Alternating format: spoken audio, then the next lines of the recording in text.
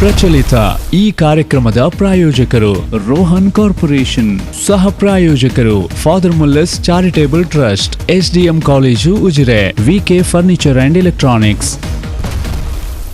ನಮಸ್ಕಾರ. ಬಿಫೋರ್ ವಿಶೇಷ ಕಾರ್ಯಕ್ರಮಕ್ಕೆ ಸ್ವಾಗತ. ನಾನು ತಾರನಾಥ್ ಗಟ್ಟಿ ಕಾಪಿಕಾಡ್. ವೀಕ್ಷಕರೇ, ಈ ದಿವಸ ನಮ್ಮ ಮಾತುಕತೆ ಅದು ಮರಕ್ಕೊಗ್ಗು ಆವತ್ತೆ ಮೊಹರುಂ ಬ್ಯಾರಿಂಗ, ಅಂದರೆ ಮರೆಯಲಾಗದ ಬ್ಯಾರಿ ಮಹನೀಯರು. ನಾವು ಬ್ಯಾರಿ ಸಮುದಾಯದ ನೂರಾರು ಮಹನೀಯರನ್ನು ನೆನಪಿಸುವಂಥ ಒಂದು ಕಾರ್ಯಕ್ರಮ ಇದು. ಸೊ ಈ ಹಿನ್ನೆಲೆಯಲ್ಲಿ ಇವತ್ತು ನಮ್ಮ ಜೊತೆಗೆ ಮುಖ್ಯ ಅತಿಥಿಗಳಾಗಿ ಇಬ್ಬರು ಗಣ್ಯರು ಭಾಗವಹಿಸ್ತಾ ಇದ್ದಾರೆ. ಪತ್ರಕರ್ತರಾಗಿರುವಂಥ ಹಂಸಾ ಮಲಾರ್ ಅವರು, ಜೊತೆಗೆ ಹಿರಿಯ ಬ್ಯಾರಿ ಆಂದೋಲನದ ಮುಖಂಡರಾಗಿರುವಂಥ ಎಂ ಅಹಮದ್ ಬಾವಾ ಅವರು. ನಾನು ಇಬ್ಬರನ್ನು ಕೂಡ ಪ್ರೀತಿಯಿಂದ ಸ್ವಾಗತ ಮಾಡ್ತಾ ಇದ್ದೇನೆ. ಇದು ನಮ್ಮ ಜೊತೆಗೆ ಇರುವ ಅಹಮದ್ ಬಾವಾ ಅವರು ಬ್ಯಾರಿ ಆಂದೋಲನದ ಹಿರಿಯ ಮುಖಂಡರು. ಆಮೇಲೆ ಅವರ ಪರಿಚಯ ಮಾಡೋದಾದರೆ ಅವರು ಎಲ್ಲ ರಂಗದಲ್ಲಿ ತೊಡಗಿಸಿಕೊಂಡವರು. ನಾನು ಒಂದೊಂದನ್ನೇ ಹೇಳೋದಾದರೆ ಅದು ಕೂಡ ಸಂಕ್ಷಿಪ್ತವಾಗಿ ಹೇಳಿ ಮುಗಿಸ್ತೇನೆ. 1973ರಿಂದ 76 ಅವಧಿಯಲ್ಲಿ, ಅವತ್ತು ಮಂಗಳೂರು ಮಹಾನಗರ ಪಾಲಿಕೆ ಇರಲಿಲ್ಲ, ಆವಾಗದು ಮ್ಯಾಂಗ್ಳೂರು ಮುನ್ಸಿಪಲ್ ಕೌನ್ಸಿಲ್. ಸೊ ಆ ಕೌನ್ಸಿಲ್ನ ಅವರು ಸದಸ್ಯರಾಗಿದ್ದರು 1973ರಿಂದ 76 ತನಕ. ಆನಂತರ ಇತ್ತೀಚೆಗೆ ಅಂದರೆ 2004ರಿಂದ 2009 ಅವಧಿಯಲ್ಲಿ APMC ಸದಸ್ಯರಾಗಿದ್ದರು. ಆಮೇಲೆ ಸುಮಾರು 6 ಬಾರಿಗೆ ಅಥವಾ ನಿರಂತರವಾಗಿ divisional railway users consultative committee, ಅಂದರೆ ರೈಲ್ವೆ ಬಳಕೆದಾರರ ಸಲಹಾ ಸಮಿತಿಯ ಸದಸ್ಯರಾಗಿದ್ದಾರೆ. ಆಮೇಲೆ ಇವಾಗ ಪ್ರಸ್ತುತ ಮಂಗಳೂರು ವಿಶ್ವವಿದ್ಯಾನಿಲಯದ ಬ್ಯಾರಿ ಅಧ್ಯಯನ ಪೀಠದ ಸದಸ್ಯರಾಗಿದ್ದಾರೆ. ಜೊತೆಗೆ ಮಂಗಳೂರಿನ ಮುಸ್ಲಿಂ ಸೆಂಟ್ರಲ್ ಕಮಿಟಿಯ ಗೌರವ ಕಾರ್ಯದರ್ಶಿಗಳಾಗಿದ್ದಾರೆ. ಆಮೇಲೆ ಬ್ಯಾರಿ ಅಕಾಡೆಮಿಯ ಗೌರವ ಪ್ರಶಸ್ತಿ ಪಡೆದಂಥವ್ರು. ಯಾಕಂದರೆ ತನ್ನ ಸಮಾಜ ಸೇವೆ ಮತ್ತು ಬ್ಯಾರಿ ಸಮುದಾಯದ ನಡುವೆ ಅವರು ಮಾಡಿದಂಥ ಒಂದು ಕಾರ್ಯವನ್ನು ಗುರುತಿಸಿ ಅವರನ್ನು ಅರ್ಹವಾಗಿ ಕರ್ನಾಟಕ ಬ್ಯಾರಿ ಸಾಹಿತ್ಯ ಅಕಾಡೆಮಿಯು ಗೌರವ ಪ್ರಶಸ್ತಿ ಕೊಟ್ಟು ಅವರನ್ನು ಪುರಸ್ಕಾರ ಮಾಡಿದೆ. ಸೊ ಒಟ್ಟು ಬ್ಯಾರಿ ಸಮುದಾಯದ ನಡುವೆ ಅಥವಾ ಅವರು ಬಹುಮುಖ್ಯವಾಗಿ ರಾಜಕೀಯ ಜೊತೆಗೆ ವ್ಯವಹಾರ, ಉದ್ದಿಮೆ ಎಲ್ಲರ ನಡುವೆ ಕೂಡ ಸಮಾಜ ಸೇವೆಯಲ್ಲಿ ತೊಡಗಿಸಿಕೊಂಡಿರುವರು. ಮತ್ತು ನಾನು ಯಾಕೆ ಅವರನ್ನೇ ಇವತ್ತು ಈ ಒಂದು ಮಾತುಕತೆ ಸಂದರ್ಭದಲ್ಲಿ ಕರೆದಿದ್ದೇನೆ ಅಂತ ಹೇಳಿದ್ರೆ, ಈ ಮರೆಯಲಾಗದ ಬ್ಯಾರಿ ಮಹನೀಯರು ಕೃತಿಯಲ್ಲಿ ಮಂಗಳೂರು ವ್ಯಾಪ್ತಿಯ ಹಿರಿಯ ತಲೆಮಾರಿನ ಬ್ಯಾರಿ ಮಹನೀಯರನ್ನು ಆಯ್ಕೆ ಮಾಡುವ ಸಂದರ್ಭದಲ್ಲಿ ಒಂದು ಆಯ್ಕೆ ಸಮಿತಿಯಲ್ಲಿ ಅವರು ಕೂಡ ಪ್ರಧಾನವಾಗಿ ಕೆಲಸ ಮಾಡಿದ್ದಾರೆ. ಸೊ ಹಾಗಾಗಿ ಇವತ್ತು ಅವರು ಈ ಒಂದು ಮಾತುಕತೆಯಲ್ಲಿ ಭಾಗವಹಿಸ್ತಾ ಇದ್ದಾರೆ. So yes sir. ಆಮೇಲೆ ಹಂಸಾ ಮಲಾರ್ ಅವರು, ಮಲಾರ್ ಹಿರಿಯ ಪತ್ರಕರ್ತರು, ಪ್ರಸ್ತುತ ಮಂಗಳೂರಿನ ವಾರ್ತಾಭಾರತಿ ಪತ್ರಿಕೆಯಲ್ಲಿ ಹಿರಿಯ ಪತ್ರಕರ್ತರಾಗಿ ಕೆಲಸ ಮಾಡ್ತಾ ಇದ್ದಾರೆ. ಬ್ಯಾರಿ ಸಮುದಾಯ ಕಂಡಂಥ ಒಬ್ಬ ಅಪರೂಪದ ಲೇಖಕ, ಸಾಹಿತಿ. ಸುಮಾರು 40 ಕೃತಿಗಳನ್ನು ಈಗಾಗಲೇ ಅವರು ಪ್ರಕಟಿಸಿದ್ದಾರೆ. ಅದರಲ್ಲಿ ಕೂಡ ಸುಮಾರು 15 ಕಥಾ ಸಂಕಲನಗಳಿದ್ದಾವೆ. ಆಮೇಲೆ 4 ಕಾದಂಬರಿಗಳು ಮತ್ತು ಒಂದಷ್ಟು ಬೇರೆ ಬೇರೆ ಪ್ರಬಂಧ ಲೇಖನಗಳ ಸಂಗ್ರಹದ ಪ್ರಕಟಣೆಗಳು. 40 ಕೃತಿಗಳಲ್ಲಿ ಬಹುತೇಕ ಕೃತಿಗಳು ಬ್ಯಾರಿ ಭಾಷೆಯಲ್ಲಿ ಬರೆದಂಥದ್ದು. ಆಮೇಲೆ ತುಳುವಿನಲ್ಲಿ ಕೂಡ ಹಂಸ ಅವರು ಬರೀತಾರೆ, ಕನ್ನಡದಲ್ಲಿ ಕೂಡ ಬರೀತಾರೆ. ಕನ್ನಡದ ಹಂಸ ಅವರ ಕಥೆಗಳು ಬಹುಶಃ ಕನ್ನಡದ ಎಲ್ಲ ಪತ್ರಿಕೆಗಳಲ್ಲಿ, ದಿನಪತ್ರಿಕೆ ಮತ್ತು ಮಾಸಪತ್ರಿಕೆ ಅಥವಾ ವಾರಪತ್ರಿಕೆಗಳಲ್ಲಿ ಪ್ರಕಟಗೊಂಡಿರುವಂಥದ್ದೇ. ಮುಸ್ಲಿಂ ಸಮುದಾಯದ ಅಥವಾ ಬ್ಯಾರಿ ಸಮುದಾಯದ ಒಂದು ಬದುಕಿನ ಒಳನೋಟವನ್ನು ಅವರು ತನ್ನ ಕಥೆಗಳ ಮೂಲಕ ಕಟ್ಟಿಕೊಡ್ತಾ ಇದ್ದಾರೆ. ಸೊ ಅವರ ಕಥೆ ಅಥವಾ ಅವರ ಸಾಹಿತ್ಯ ಸೇವೆಗಾಗಿ ಅವರನ್ನು ಬ್ಯಾರಿ ಅಕಾಡೆಮಿಯು ಬ್ಯಾರಿ ಅಕಾಡೆಮಿ ಗೌರವ ಪ್ರಶಸ್ತಿಗೆ ಅವರು ಪಾತ್ರರಾಗಿದ್ದಾರೆ.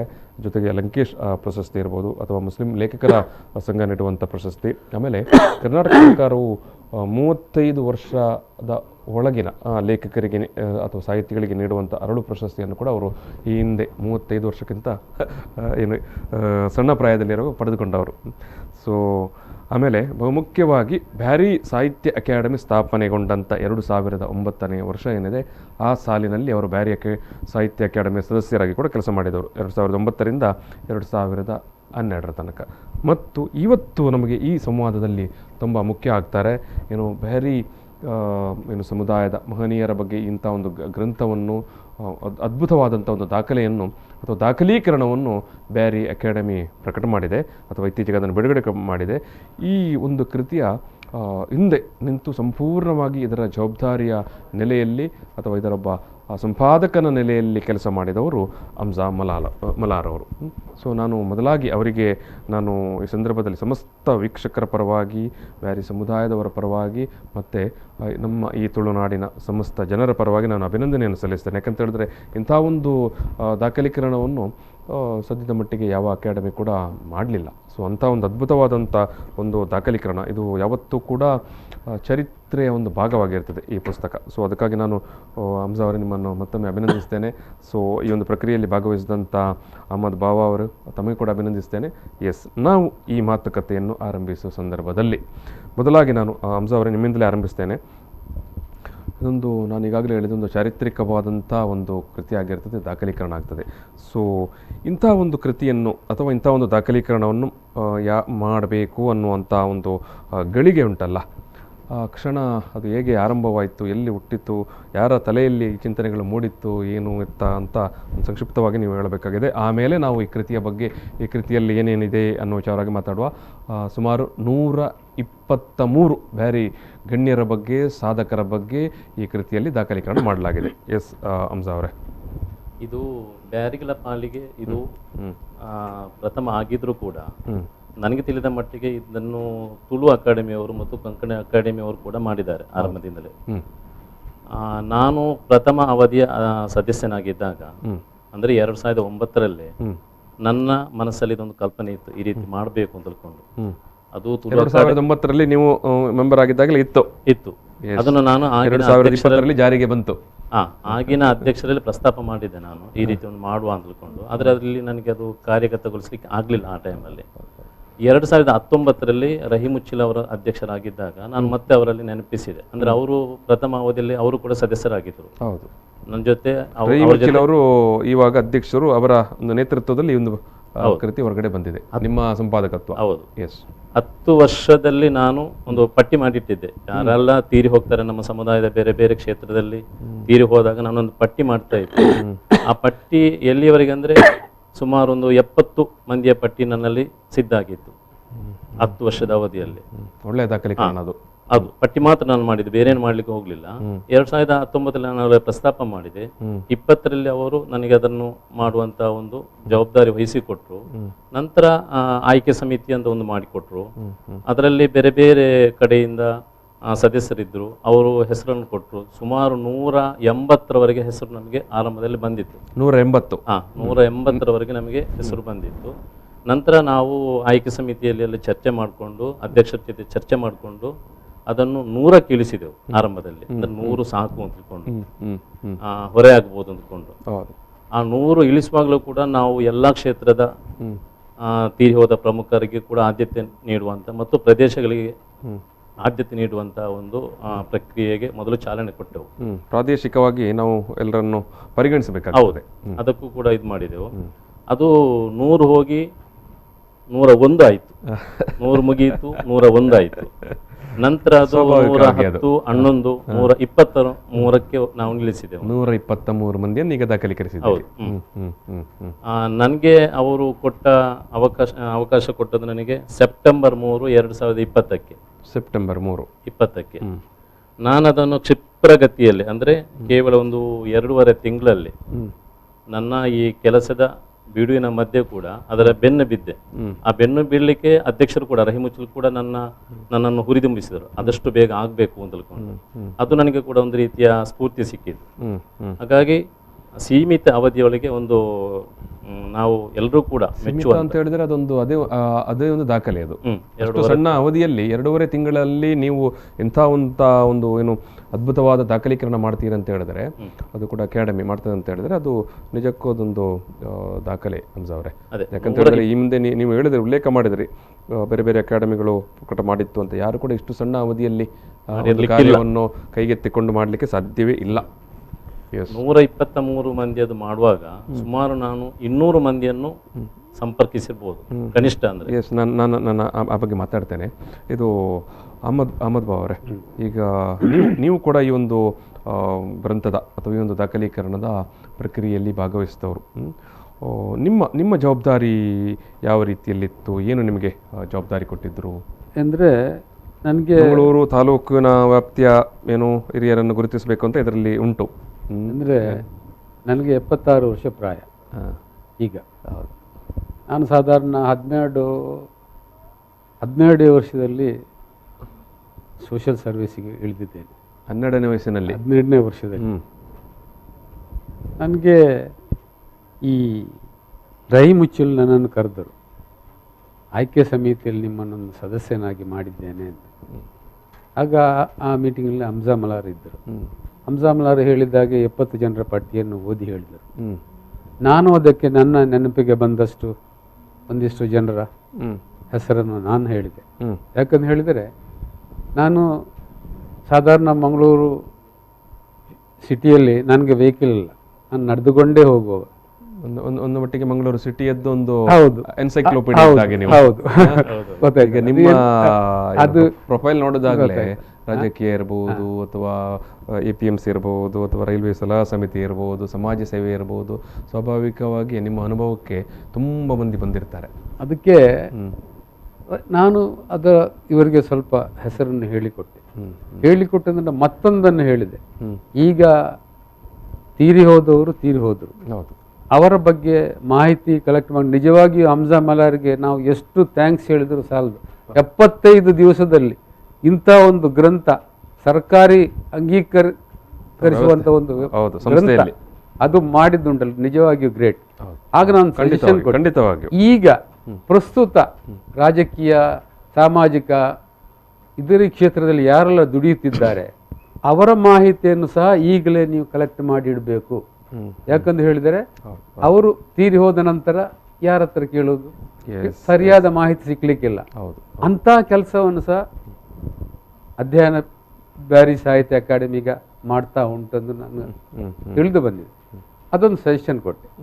ಇದರಲ್ಲಿ ನಿಜವಾಗಿ ಹೇಳುವುದಾದರೆ ಇಂಥ ಒಂದು ಗ್ರಂಥ ಮಾಡುವುದು ಸುಲಭದ ಕೆಲಸ ಅಲ್ಲ. ಯಾವ ಆಡು ಮುಟ್ಟದ ಎಲೆ ಇಲ್ಲ ಎಂದು ಒಂದು ಗಾದೆ, ಆ ರೀತಿಯಲ್ಲಿ ಸಮಾಜದ ಯಾವ್ಯಾವ ಕ್ಷೇತ್ರದಲ್ಲಿ ನಮ್ಮ ಬ್ಯಾರಿ ಮರುಹೂಮ್ ತೀರಿ ಹೋದವರು ಕೆಲಸ ಮಾಡ್ತಾರೆ ಅವರನ್ನೆಲ್ಲ ಈ ಗ್ರಂಥದಲ್ಲಿ, ಅದು ಇದರ ಒಂದು ವಿಶಿಷ್ಟ ಎಂದು ಹೇಳಿದರೆ ಅದು ಎಲ್ಲರನ್ನು ಯಾರನ್ನು ಬಿಡಿ ಎಲ್ಲ ಕ್ಷೇತ್ರದಲ್ಲಿ ಇದರಲ್ಲಿ ಒಳಗೊಳಿಸಿದ್ದಾರೆ. ಎಸ್ ಸರ್, ನಾನೊಂದು ಸಣ್ಣ ಬ್ರೇಕ್ ತಗೊಳ್ತೇನೆ. ಬ್ರೇಕ್ ನಂತರ ನಾವು ವಿಚಾರವಾಗಿ ಮಾತಾಡ್ತೇವೆ. ಬ್ರೇಕ್ನ ನಂತರ ಮರೆಯಲಾಗದ ಬ್ಯಾರಿ ಮಹನೀಯರು ಆ ಕೃತಿಯ ಬಗ್ಗೆ ನಾವು ಮಾತಾಡ್ತೇವೆ. ಪ್ರಚಲಿತ ಈ ಕಾರ್ಯಕ್ರಮದ ಪ್ರಾಯೋಜಕರು ರೋಹನ್ ಕಾರ್ಪೊರೇಷನ್, ಸಹ ಪ್ರಾಯೋಜಕರು Father Mullers Charitable Trust, SDM College Ujire, VK Furniture and Electronics. ಎಸ್, ಮರೆಯಲಾಗದ ಬ್ಯಾರಿ ಮಹನೀಯರು ಈ ಒಂದು ಕೃತಿಯ ಬಗ್ಗೆ ನಾವು ಇವತ್ತು ಮಾತಾಡ್ತಿದ್ದೇವೆ. ಈ ಸಂದರ್ಭದಲ್ಲಿ ನಮ್ಮ ಜೊತೆಗೆ ಈ ಒಂದು ಕೃತಿಯ ಸಂಪಾದಕರಾಗಿ ಕೆಲಸ ಮಾಡಿದಂಥ ಪತ್ರಕರ್ತ ಹಮ್ಜಾ ಮಲಾರ್ ಅವರು, ಜೊತೆಗೆ ಈ ಕೃತಿಯ ಆಯ್ಕೆ ಸಮಿತಿಯಲ್ಲಿ ಕಾರ್ಯನಿರ್ವಹಿಸಿದಂಥ M. ಅಹಮದ್ ಬಾವ್ ಅವರು ನಮ್ಮ ಜೊತೆಗಿದ್ದಾರೆ. ನಾವು ಈ ಕೃತಿಯ ಅದು ಸೃಷ್ಟಿಯಾದ ಒಂದು ಘಟನೆಯ ಬಗ್ಗೆ ಅಥವಾ ಅಂಥ ಒಂದು ಕ್ಷಣಗಳ ಬಗ್ಗೆ ಈಗಾಗಲೇ ಹಮ್ಜಾ ಮಲಾರ್ ಅವರು ವಿವರವನ್ನು ನೀಡಿದ್ದಾರೆ.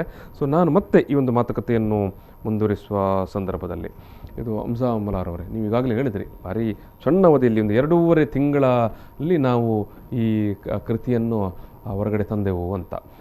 ಒಟ್ಟು ನಿಮ್ಮ ಟೀಮ್ ಅಲ್ಲಿ, ಯಾಕಂತ ಹೇಳಿದ್ರೆ ಒಂದು ಟೀಮ್ ಆಗಿ ಕೆಲಸ ಮಾಡಿದಾಗಲೇ ಇಂಥ ಒಂದು ಸಾಹಸ ಮಾಡಲಿಕ್ಕೆ ಸಾಧ್ಯ ಆಗುತ್ತೆ.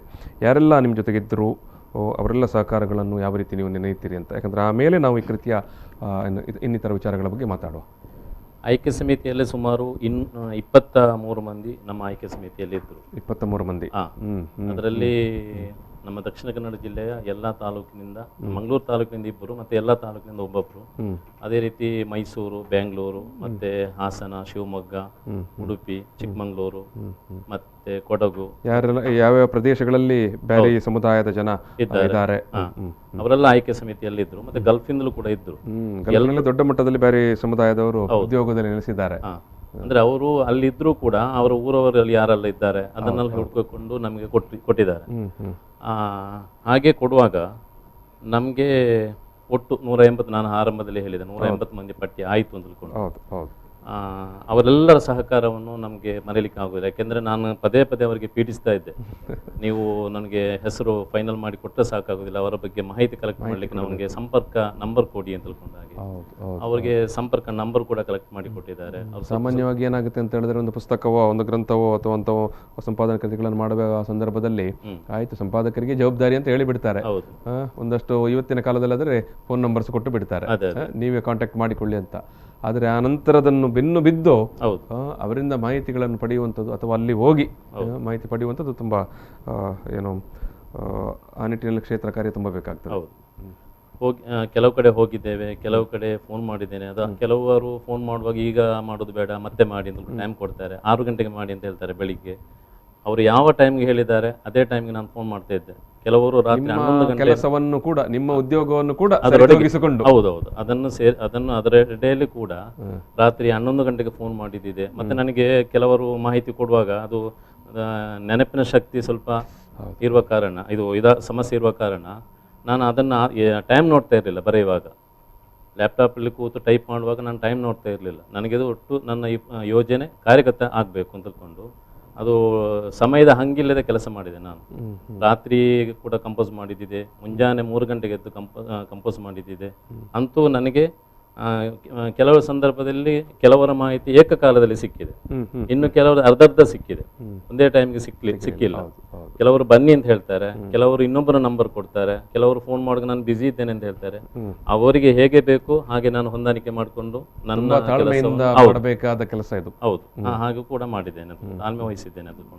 ಮತ್ತೆ ಕೆಲವರಿಗೆ ಆಸಕ್ತಿ ಇರಲಿಲ್ಲ, ಆದರೆ ನಾನು ಅವರಿಗೆ ಅದರ ಮಹತ್ವ ಹೇಳ್ಕೊಂಡು ಆಸಕ್ತಿ ಹುಟ್ಟಿಸಿದೆ, ಒತ್ತಾಯ ಮಾಡಿದ್ದೇನೆ. ವಿಷಯ ಹೀಗೆ, ಇದು ದಾಖಲೀಕರಣ, ಇದು ಮತ್ತೆ ಬ್ಯಾರಿಯಲ್ಲೇ ಬರ್ಲಿಕ್ಕುಂಟು, ಇಂಗ್ಲಿಷಲ್ಲೇ ಬರ್ಲಿಕ್ಕುಂಟು.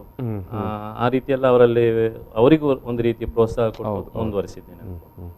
ಸೊ ಒಟ್ಟು ನಿಮ್ಮ ಟೀಮ್ ಮೆಂಬರ್ಸ್ ಅವರದ ಸಹಕಾರ, ಅವರು ಯಾವ ರೀತಿ ನಿಮ್ಮ ಜೊತೆಗೆ ತೊಡಗಿಸಿಕೊಂಡಿದ್ದರು? ತುಂಬಾ ರೀತಿಯ ಸಹಕಾರ ಕೊಟ್ಟಿದ್ದಾರೆ, ಇಲ್ಲ ಅಂತ ಹೇಳಲಿಕ್ಕೆ ಆಗುದಿಲ್ಲ. ಆದರೆ ಇದನ್ನು ಹೇಗೆ ನಿರೂಪಣೆ ಮಾಡುವುದನ್ನು ಒಂದು ರೀತಿಯ ಸಮಸ್ಯೆ ಆಯಿತು. ಆರಂಭದಲ್ಲಿ 3 ಮಂದಿಯ ಸಂಪಾದಕೀಯ ಮಂಡಳಿ ಕೂಡ ಇದ್ರು. ಅಕಾಡೆಮಿ ಒಬ್ಬರು ಸದಸ್ಯರು, ಮತ್ತೆ ನಾನು ಕೂಡ ಮಾಜಿ ಸದಸ್ಯನಾಗಿದ್ದೆ. ಇನ್ನೊಬ್ರು ಲೇಡಿ ಆಯಿಷಾ UK ಅಂತ ಮಾಜಿ ಸದಸ್ಯರು. ಅಕಾಡೆಮಿಯ ಸದಸ್ಯರು ಜಲೀಲ್ ಮುಕ್ರಿ ಇವರು ಸಂಪಾದಕೀಯ ಮಂಡಳಿಯಲ್ಲಿ ಇದ್ರು. 3 ಮಂದಿ ಇದ್ದೆವು ನಾವು. ಆದ್ರೆ 3 ಸೇರ್ಕೊಂಡು ಮಾಡಿದ್ರೆ ಅದು ಬರಹದ ಒಂದು ಶೈಲಿ ಬೇರೆ ಬೇರೆ ಆಗ್ಬಹುದು, ಅದು ಮತ್ತೆ ಮುದ್ರಣಕ್ಕೆ ಹೋಗುವಾಗ ಸಮಸ್ಯೆ ಆಗ್ಬಹುದು ಅಂತ ತಿಳ್ಕೊಂಡು ಒಂದು ರೀತಿಯ ನಮ್ಮ ಆಯ್ಕೆ ಸಮಿತಿಯಲ್ಲಿ ಸಲಹೆ ಬಂತು. ನಂತರ ಅಧ್ಯಕ್ಷರವರು ಹೇಳಿದ್ರು, ಇದನ್ನು ಕಂಪ್ಲೀಟ್ ಸಂಪಾದಕೀಯ ಮಂಡಳಿಯಲ್ಲಿ ಅವರು ಇದ್ರು ಕೂಡ ಅವರ ಸಹಕಾರದೊಂದಿಗೆ ನೀವೆಲ್ಲರ ಸಹಕಾರ ಪಡೆದುಕೊಂಡು ನೀವೇ ಅದನ್ನು ನಿರೂಪಣೆ ಮಾಡುವ ಅಥವಾ ಬರೆಯುವ ಕೆಲಸವನ್ನು ಜವಾಬ್ದಾರಿ ನೀವೇ ತಗೊಳ್ಳಿ. ಆಯ್ಕೆ ಸಮಿತಿಯವರು ಜೊತೆಗಿರ್ತಾರೆ ಅಂತ. ಆಯ್ಕೆ ಸಮಿತಿಯಲ್ಲಿ ನೀವು ಹೇಳಿದ್ರೆ 23 ಮಂದಿ ಆಯ್ಕೆ ಸಮಿತಿಯಲ್ಲಿದ್ದರು. BA ಮೊಹಮ್ಮದ್ ಅಲಿ ಅವರು ಮಂಗಳೂರು ತಾಲೂಕು, ಅಹಮದ್ ಬಾವ ಪಟೀಲ್ ಅವರು ಇದ್ದಾರೆ, ಅವರು ಕೂಡ ಮಂಗಳೂರು ತಾಲೂಕಿನ ಜವಾಬ್ದಾರಿ. ಹನೀಫಾಜಿ ಗೋಲ್ತಮಜಲ್ ಬಂಟ್ವಾಳ ತಾಲೂಕಿದ್ದು, ನೂರುದ್ದೀನ್ ಸಾಲ್ಮಾರ ಪುತ್ತೂರು ತಾಲೂಕಿಂದ, KK ಶಾಹುಲ್ ಹಮೀದ್ ಬೆಳ್ತಂಗಡಿ ತಾಲೂಕಿಂದ, ಇಬ್ರಾಹಿಂ ಗೂನಡ್ಕ ಸುಳ್ಯ ತಾಲೂಕಿನಿಂದ, ಆಮೇಲೆ ಸಲೀಂ ಅಂಡೇಲು ಮೂಡಬಿದಿರೆಯಿಂದ, ಯಾಕೂಬ್ ಖಾದರ್ ಗುಲ್ವಾಡಿಯವರು ಉಡುಪಿ ಜಿಲ್ಲೆಯಿಂದ, ಆಮೇಲೆ B ಶಂಸುದ್ದೀನ್ ಮಡಿಕೇರಿ ಅವರು ಕೊಡಗು ಜಿಲ್ಲೆಯಿಂದ, BA ಜಮಾಲುದ್ದೀನ್ ಅವರು ಹಾಸನ ಜಿಲ್ಲೆಯಿಂದ, ಮೊಹಮ್ಮದ್ ಅಕರಂಬರ್ ಚಿಕ್ಕಮಗಳೂರು ಜಿಲ್ಲೆಯವರು, ಅವರು ಮೊದಲು ಅಕಾಡೆಮಿಯ ಅಧ್ಯಕ್ಷರಾಗಿದ್ದವರು. ಸಾದತ್ ಶಿವಮೊಗ್ಗ ಅವರು ಶಿವಮೊಗ್ಗ ಜಿಲ್ಲೆಯಿಂದ ಪ್ರತಿನಿಧಿಯಾಗಿ, ಅಬ್ದುಲ್ ಹಮೀದ್ ಅನ್ಸಾರಿ ಅವರು ಮೈಸೂರು ಜಿಲ್ಲೆಯಿಂದ, ಹತ್ತೂರು ಚಯ್ಯಬ್ ಅವರು ಬೆಂಗಳೂರು ಜಿಲ್ಲೆಯಿಂದ, ಅರ್ಷಾದ್ ವರ್ಕಾಡಿ ಅವರು ಕಾಸರಗೋಡು ಜಿಲ್ಲೆಯಿಂದ, ರಹೀಂ ಸಚ್ಚೇರಿಪೇಟೆಯವರು ಮುಂಬೈಯಿಂದ, ಮೊಹಮ್ಮದ್ ಅಲಿ ಉಚ್ಚಿಲ್ ಅವರು ಅಬುದಾಬಿಯಿಂದ, ಆಮೇಲೆ ಎಮಿ ಮೂಳೂರ್ ಅವರು ದುಬೈಯಿಂದ, ಜಕಾರಿಯಾ ಜೋಕಟ್ಟೆ ಅವರು ಸೌದಿ ಅರೇಬಿಯಾದಿಂದ, ಸರ್ಫುದ್ದೀನ್ ಬಣಕಲ್ ಅವರು ಕುವೈತ್ನಿಂದ, ಅಬ್ದುಲ್ಲಾ ಮೋನ್ ಅವರು ಕತರಿಂದ, ಆಮೇಲೆ ಅನ್ಸಾರ್ ಕಾಟಿಪಳ್ಳ ಮಸ್ಕತ್ತಿಂದ, ಸಫ್ವಾನ್ ಶಾ ಅವರು ಬಹ್ರೇನ್ನಿಂದ. ಇಷ್ಟು ಮಂದಿ ಈ ಒಂದು ನಿಮ್ಮ ಟೀಮ್ ಮೆಂಬರ್ಸ್ ಇದ್ದರು. ಎಸ್ ಆಮೇಲೆ ಜಲೀಲ್ ಮುಕ್ರಿ ಮತ್ತು ಆಯಿಷಾ UK ಅವರು ನಿಮ್ಮ ಸಂಪಾದನಾ ಮಂಡಳಿಯಲ್ಲಿದ್ದರು. ಎಸ್ ಇದು ಹಮ್ಜಾ ಅವರೇ ಮತ್ತು ಅಹಮದ್ ಬಾವ್ ಅವರೇ, ಈಗ ಈ ಕೃತಿಯನ್ನು ಯಾವ ಸಾಮಾನ್ಯವಾಗಿ ಎಷ್ಟು ಹಳೆಯ ವ್ಯಕ್ತಿಗಳನ್ನು ನೀವು ಇದರಲ್ಲಿ ಹುಡುಕಾಡೋ ಪ್ರಯತ್ನ ಮಾಡಿದ್ರಿ? ಮುಲ್ಕಿಯ ಬಪ್ಪ ಬ್ಯಾರಿ ಅಂತ ಸುಮಾರು ಬಪ್ಪ ಬ್ಯಾರಿ. ಹೌದು, ಬಪ್ಪ ಬ್ಯಾರಿ ಅನ್ನೋದು ಅದು ಇಡೀ ನಮ್ಮ ತುಳುನಾಡಿನಲ್ಲಿ ಒಂದು ಐತಿಹ್ಯದ ತರ ಉಲ್ಲೇಖ. ನಮ್ಮ ಇವತ್ತಿನ ಯಾವುದೇ ಯಕ್ಷಗಾನಗಳಿರ್ಬೋದು, ನಾಟಕಗಳಿರ್ಬೋದು, ಅಥವಾ ಯಾವುದೇ ಬ್ಯಾರಿ ಸಮುದಾಯದ ಬಗ್ಗೆ ಮಾತನಾಡುವಾಗ ಅದು ಬಪ್ಪ ಬ್ಯಾರಿಯ ಬಗ್ಗೆ ಒಂದು ಉಲ್ಲೇಖ ಬಂದೇ ಬರ್ತದೆ. 800-1000 ವರ್ಷದ ಇತಿಹಾಸ ಇದೆ ಅಂತ ಹೇಳ್ತಾರೆ. ಅಲ್ಲಿಂದಲೇ ನಾವು ಆರಂಭ ಮಾಡಿದ್ದೇವೆ, ಯಾವ ಕಾರಣಕ್ಕೂ ಕೂಡ ಅದನ್ನು ಬಿಡುವ ಹಾಗಿಲ್ಲ. ಅಲ್ಲಿಂದಲೇ ನಾವು ಆರಂಭ ಮಾಡಿದ್ದೇವೆ. ಅದರ ಜೊತೆಗೆ BA ಮೊಯ್ದೀನ್ ಅವರದ್ದು, ಫರೀದ್ ಅವರದ್ದು, ಇದಿನಬ್ಬ ಅವರದ್ದು, ಅವರೆಲ್ಲ, ಮತ್ತೆ BA ಉಮರಬ್ಬ ಅವರದ್ದು, ವಿಟ್ಲದ MLA ಆಗಿದ್ದವರು, ರಾಜಕೀಯ ಕ್ಷೇತ್ರದಲ್ಲಿ ಪಳಗಿದವರು. ಇದ್ದವರು ಅವರನ್ನು ಕೂಡ ಬಿಡ್ಲಿಲ್ಲ. ಯಾರೆಲ್ಲ ನಮ್ಮಿಂದ ಅಗಲಿ ಹೋಗಿದ್ದಾರೆ ಅವರನ್ನೆಲ್ಲ ನಾವು ಇದಕ್ಕೆ ಸೇರಿಸುವ ಪ್ರಯತ್ನ ಪಟ್ಟಿದ್ದೇನೆ. ಮತ್ತೆ ಇನ್ನೂ ಕೂಡ ಕೆಲವರು ನಮ್ಮಿಂದ ಈ ಪಟ್ಟಿಯಿಂದ ದೂರ ಉಳಿದಿದ್ದಾರೆ. ಅದು ನೀವು ಆಗ್ಲೇ ಹೇಳಿದ್ರಲ್ಲ, ಸುಮಾರು 180 ತನಕ ಬಂದಿದೆ ಅಂದ್ಕೊಂಡಾಗೆ. ಅಂದ್ರೆ ಅವರನ್ನು ಸಂಪರ್ಕ ಮಾಡ್ಲಿಕ್ಕೆ ನಾವು ತುಂಬಾ ಪ್ರಯತ್ನ ಮಾಡಿದ್ದೇವೆ. ಅಂದ್ರೆ ಅವರ ಕುಟುಂಬಸ್ಥರನ್ನು, ಮಕ್ಕಳನ್ನು, ಮೊಮ್ಮಕ್ಕಳನ್ನು ಅಂದ್ಕೊಂಡು ಕೆಲವು ಕಡೆಯಿಂದ ನಮ್ಗೆ ನಿರೀಕ್ಷಿತಷ್ಟು ಸಹಕಾರ ನಮ್ಮಲ್ಲಿ ಬಹುದೊಡ್ಡ ಸಮಸ್ಯೆ ದಾಖಲೀಕರಣದು. ನಾವು ಸಂಘಟನೆಗಳಾಗಲಿ ಸಂಸ್ಥೆಗಳಾಗಲಿ ದಾಖಲೀಕರಣದ ಬಗ್ಗೆ ಹೆಚ್ಚಿನ ಮಹತ್ವ ಕೊಡುವುದಿಲ್ಲ. ಆದರೆ ದಾಖಲೀಕರಣದ ಮಹತ್ವ ಕೊಟ್ಟರೆ ಅದರ ಪ್ರಯೋಜನ ಏನು ಅನ್ನೋದನ್ನು ಇಂತಹ ಕೃತಿಗಳು ತೋರಿಸಿಕೊಡುತ್ತದೆ. ಇದೊಂದು ಚಾರಿತ್ರಿಕ ದಾಖಲೆ ಆಗಿ ಉಳುತ್ತದೆ. ಇದನ್ನು ದಾಖಲೀಕರಣ, ಯಾವುದೇ ವಿಷಯವನ್ನು ದಾಖಲೀಕರಣ ಮಾಡಬೇಕು ಅನ್ನೋದನ್ನು ನಮಗೆ ತೋರಿಸಿಕೊಟ್ಟವರು ಬ್ರಿಟಿಷರ ಕಾಲದ್ದು ಅಲ್ವಾ ಅಹಮದ್ ಬಾವ್ ಅವರೇ. ಯಾವ ವಿಚಾರ ಕೂಡ ಬರೆದಿಟ್ಟಿರ್ತಾರೆ. ಸೊ ನೀವು ಬಪ್ಪ ಬ್ಯಾರಿಯವರಿಂದ ಆರಂಭಿಸಿ ಇತ್ತೀಚಿನ ತನಕ ಅಂದರೆ ಆಧುನಿಕ ಬ್ಯಾರಿ ಸಮುದಾಯದ ಅಥವಾ ಸಮಾಜದ ನಡುವೆ ಇದ್ದುಕೊಂಡು ಕೆಲಸ ಮಾಡಿದಂಥ ಎಲ್ಲರನ್ನು, ಇದು ಸಮಾಜ ಸೇವೆ, ಸಾಹಿತ್ಯ, ರಾಜಕೀಯ ಎಲ್ಲವನ್ನು ನೀವು ಉಲ್ಲೇಖ ಮಾಡ್ತೀರಿ. ಎಸ್ ಅಹಮದ್ ಬಾವ್ ಅವರೇ, ಈಗ ಈ ಕೃತಿಯಲ್ಲಿ ನೀವು ಅನೇಕ ಮಂದಿಯನ್ನು ಜೋಡಿಸಿಕೊಟ್ಟಿದ್ದೀರಿ. ಯಾರನ್ನೆಲ್ಲ ನೆನಪಿಸಿಕೊಳ್ಳಿಕ್ಕೆ ಬಯಸ್ತೀರಿ ಅಂತ ನೀವು ಈ ಕೃತಿಯಲ್ಲಿ ಒಂದಿಬ್ಬರದು, ಈಗ ಇದಿನ ಬಾವರದೋ, ಮೊಯ್ದೀನ್ ಬಾವರದೋ, ಇದು BA ಮೊಯ್ದೀನ್ ಅವರದೋ, ಅಥವಾ ನಿಮಗೆ ನೆನಪಾಗುವ ಹಳೆಯ ರಾಜಕಾರಣಿಗಳೀಗ ತುಂಬ ಮಂದಿ ಇದರಲ್ಲಿ ಬಂದು ಹೋಗಿರ್ತಾರೆ. ಅಂದರೆ ನಾನು 1858ನೇ ಇಸ್ವಿಯಲ್ಲಿ ಬಂದರ್ ಪ್ರದೇಶಕ್ಕೆ ಬಂದು ಒಂದು ಅಡಿಕೆ ವ್ಯಾಪಾರಸ್ಥರಲ್ಲಿ ಕೆಲಸಕ್ಕಿದ್ದು. ಸಾಧಾರಣ 1960ರಲ್ಲಿ ಅಬು ರೈಹಾನ್ ಅಹಮದ್ ನೂರಿ ಅವರ ಪರಿಚಯ ಆಯಿತು ನನಗೆ. ನೂರಿ 1960ರಲ್ಲಿ ಮೈಕಾಲ ಎಂಬ ಪುಸ್ತಕವನ್ನು ಅವರು ಬರೆದವರು. ನನ್ನ ಶಾಲಾ ಸಮಯದಲ್ಲಿ ವಹಾಬ್ ದೊಡ್ಡ ಮನೆ ಹತ್ತಿರ ಹೋಗಿ ನಾವು ಒಂದು ಅಸೋಸಿಯೇಷನ್ ಮಾಡಿದಾಗ ನಮಗೊಂದು ಒಂದು ಪುಸ್ತಕ ಮಾಡಿ ಕೊಡು ಮಾರೆ ಅಂತ ಹೇಳಿ ಅವರಿಗೆ ಆಗಾಗ ಉಪದ್ರ ಕೊಡೋದುಂಟು. ಆಗ ಅವರು ನಮ್ಮ ಉಪದ್ರ ತಾಳಿದ ಸಣ್ಣ ಪುಸ್ತಕವನ್ನು ಮಾಡಿ ನಾವೆಲ್ಲ ಅಂಗಡಿಗೆ ಹೋಗಿ ಹಂಚಿ ಆ ಕೆಲಸ ಮಾಡಿದೆ. ಅದರ ನಂತರ ದೊಡ್ಡ ಮನೆಯವರು ಏನು ಬ್ಯಾರಿ ಸಮುದಾಯದ ಬಗ್ಗೆ ಏನು ಬಾರಿ ಆಳವಾಗಿ ಅಧ್ಯಯನ ಮಾಡಿದಂಥ ವ್ಯಕ್ತಿ. ಮತ್ತು ನಮ್ಮ CK ಹುಸೇನ್ರವರು, ಅವರು ಸಹ ಒಂದು ಬರಹಗಾರರಾಗಿದ್ದರು. ಅದರ ನಂತರ ಪ್ರೊಫೆಸರ್ BM ಮುಚ್ಚಲಕೋಡ್ ಅವರು. ಹೌದು, ಇಚ್ಲಮಕೋಡ್ ಅವರು ಬ್ಯಾರಿ ಆಂದೋಲನ, ಬ್ಯಾರಿ ಭಾಷೆ, ಗ್ರಾಹಕ ಚಳವಳಿ ಎಲ್ಲ ನಿರಂತರವಾಗಿ ತನ್ನ ಇವತ್ತಿನ ಇಳಿ ವಯಸ್ಸಿನಲ್ಲಿ ಕೂಡ ಸಕ್ರಿಯವಾಗಿರುವವರು. ಇದರಲ್ಲಿ ನಾನು ಕೆಲವು ಹೆಸರುಗಳನ್ನು ಕೊಟ್ಟದ್ದು, ಒಂದು ಸಿ ಅಬ್ದುಲ್ ರಹಮಾನ್. ಯಾರು ಸಿ ಅಬ್ದುಲ್ ರಹಮಾನ್? ಏನವರು, ಏನು ಸಾಧನೆ ನೀವು ನೆನಪಿಸಿಕೊಳ್ಳಿ. ಅಂದರೆ ಅವರು ಸಿ ಅಬ್ದುಲ್ ರಹಮಾನ್ ಅಂಡ್ ಕೊರಗಪ್ಪ 108 ವರ್ಷದ ಬಿಸ್ನೆಸ್ಸಿನ ಬಾಂಧವ್ಯ. ಎಷ್ಟು ವರ್ಷ? 108 ವರ್ಷ. ಅದ್ಭುತ. ಇಲ್ಲಿಯವರೆಗೆ ಅವರ ಆ ಬಾಂಧವ್ಯ ಎಂದು ಹೇಳಿದರೆ, ನಮ್ಮ ನಿಖಾ ಆಗುವ ಸಮಯದಲ್ಲಿ ಕೊರಗಪ್ಪನವರು ಆ ನಿಖಾ ಮಂಟಪದಲ್ಲಿ ಕೂತ್ಕೊಳ್ಳೇಬೇಕು ಅಂತ ಒಂದು ಗೌರವ. ಸೌಹಾರ್ದ ಅದಕ್ಕಿಂತ ದೊಡ್ಡ ಮತ್ತೆ ಏನು ನಿದರ್ಶನಗಳೇ ಬೇಕಾಗಿಲ್ಲ. ಅವರ ಮದುವೆ ಸಮಯದಲ್ಲಿ ಸಿ ಅಬ್ದುಲ್ ರಹಮಾನ್ ಅಲ್ಲಿ ಹೋಗಲೇಬೇಕು. ವ್ಯಾಪಾರ. ನಮಗೆ ಈ ಬ್ಯಾರಿಗಳಿಗೆ ಈ ಬ್ಯಾರಿ ಎಂದು ಹೆಸರು ಬರಲಿಕ್ಕೆ ಕಾರಣ ಈ ತುಳುನಾಡಿನ ತುಳು ಸಹೋದರರು ಎಂದು ಒಂದರ್ಥದಲ್ಲಿ ಬೇರ ಮಲ್ಪನೆ ಬ್ಯಾರಿ. ಎರಡನೇದು, ಇದು ಬಹಳ ಹಿಂದಿನ ಚರಿತ್ರೆಯನ್ನು ನೋಡಿದರೆ ಬಹರ್ ಎಂದರೆ ಅರಬಿಯಲ್ಲಿ ಸಮುದ್ರ. ಪೆಟ್ರೋಲ್ ಸಿಕ್ಕದ ಸಮಯದಲ್ಲಿ ಹಾಯಿ ಹಡಗಿನಲ್ಲಿ ಬಹರ್ನಲ್ಲಿ ಅಂದರೆ ಸಮುದ್ರದಲ್ಲಿ ಬಂದು ಮಂಗಳೂರಿಗೆ ವ್ಯಾಪಾರ ಪ್ರಾರಂಭ ಮಾಡಿದವರು ಅರಬ್ಬರು.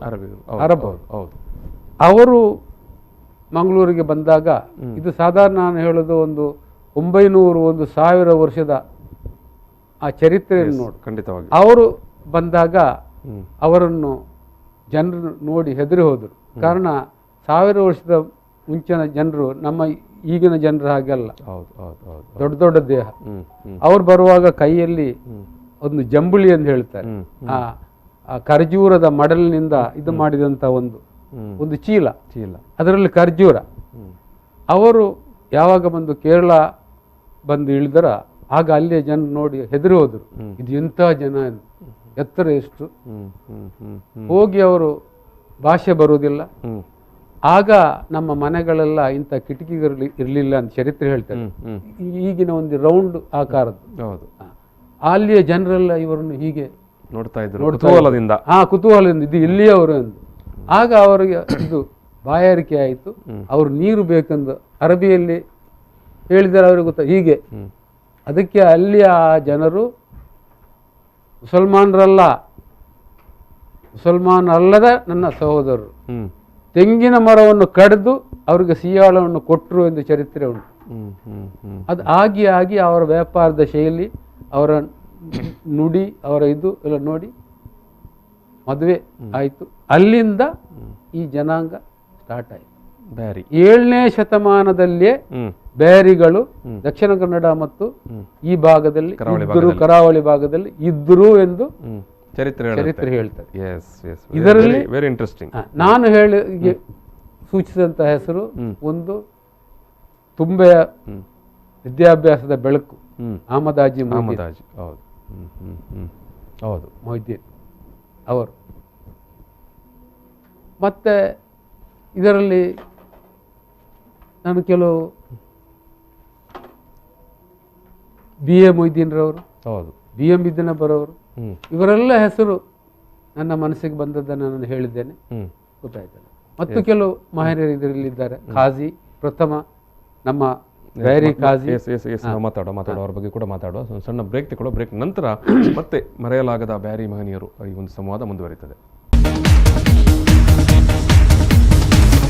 ಪ್ರಚಲಿತ ಈ ಕಾರ್ಯಕ್ರಮದ ಪ್ರಾಯೋಜಕರು ರೋಹನ್ ಕಾರ್ಪೊರೇಷನ್, ಸಹ ಪ್ರಾಯೋಜಕರು Father Mullers Charitable Trust, SDM College Ujire, VK Furniture and electronics.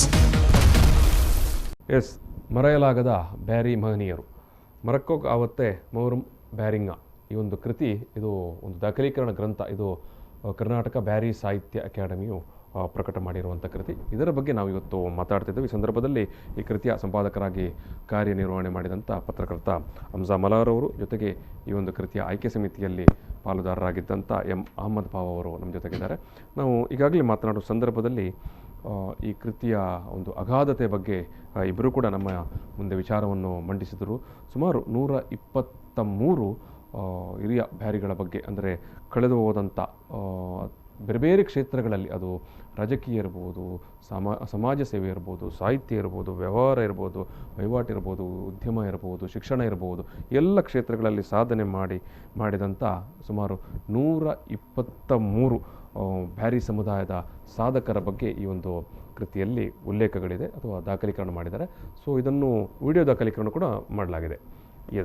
So ವಿಚಾರವಾಗಿ ನಾವು ಮತ್ತೆ ಮಾತನ್ನು ಮುಂದುವರಿಸುವ ಸಂದರ್ಭದಲ್ಲಿ ಹಮ್ಜಾ ಮಲಾರ್ ಅವರೇ, ಈ ಕೃತಿಯ ಅಲ್ಲಿ ಎಷ್ಟು ಮಹಿಳಾ ಸಾಧಕಿಯರನ್ನು, ಬ್ಯಾರಿ ಸಮುದಾಯದ ಮಹಿಳಾ ಸಾಧಕಿಯರನ್ನು ಗುರುತಿಸಲಾಗಿದೆ ಅಥವಾ ನೀವು ಐಡೆಂಟಿಫೈ ಮಾಡಿದ್ದೀರಿ ಅಥವಾ ಇಲ್ಲಿ ದಾಖಲೀಕರಣ ಮಾಡಿದ್ದೀರಿ? ತುಂಬ ಮಂದಿ ಮಹಿಳಾ ಸಾಧಕಿಯರು ನಮ್ಮ ನಡುವೆ ಇದ್ದು ಅಗಲಿ ಹೋಗಿದ್ದಾರೆ. ಆದರೆ ನಮ್ಮ ದಾಖಲೀಕರಣ ಸಂದರ್ಭ ನಮಗೆ ಸಿಕ್ಕಿದ್ದು ಮಾಹಿತಿ ಅಂದರೆ ಹೆಸರು ಸಿಕ್ಕಿದರೂ ಕೂಡ ಅವರ ಬಗ್ಗೆ ಮಾಹಿತಿ ಇದ್ದರೂ ಕೂಡ ಕೆಲವರು ಆಸಕ್ತಿ ವಹಿಸಲಿಲ್ಲ, ಬೇರೆ ಬೇರೆ ಕಾರಣಕ್ಕಿರ್ಬೋದು. ಆದರೂ ಕೂಡ ನಾವು ಬೆನ್ನು ಹಿಡಿದು ಒಂದು 5 ಮಂದಿಯನ್ನಾದರೂ 10 ಮಂದಿಯನ್ನಾದರೂ ಅವರ ಈ ಪಟ್ಟಿಯಲ್ಲಿ ಸೇರಿಸುವ ಒಂದು ಆತುರತೆ ಇತ್ತು ನಮಗೆ. ಆದರೆ ಕೊನೆಯ ಕ್ಷಣದಲ್ಲಿ ಯಾರು ಕೂಡ ಸಹಕಾರ ಕೊಡದ ಕಾರಣ ಅದು ಯಾಕೆ ಅಂತ ನಮಗೂ ಗೊತ್ತಾಗ್ತಿಲ್ಲ. ಇನ್ನು ಮುಂದಕ್ಕಾದರೂ ಸಹಕಾರ ಕೊಡಬೇಕು. ಮತ್ತು ಏನು ಯಾರೀಗ ಮಾಹಿತಿಯನ್ನು ಕೊಡದೆ ಬಚ್ಚಿಟ್ಟಿಕೊಂಡಿದ್ದಾರೆ ಅವರೆಲ್ಲ ಈ ಗ್ರಂಥವನ್ನೊಮ್ಮೆ ನೋಡಬೇಕು. ಆವಾಗ ಅದರ ಮಹತ್ವ ಅರಿವಾಗುತ್ತೆ. ನಮ್ಮಲ್ಲಿ ಹಳೆಯ ಕಾಲದಲ್ಲಿ ಒಂದಷ್ಟು ಜನರಲ್ಲಿ ಒಂದು ಮನೋಭಾವ ಇತ್ತು, ನಮ್ಮಲ್ಲಿದ್ದ ಯಾವುದೇ ಮಾಹಿತಿಯನ್ನು ನಾವು ಸುಲಭವಾಗಿ ಯಾರಿಗೂ ಬಿಚ್ಚಿಕೊಡುವುದಿಲ್ಲ ಅಂತ.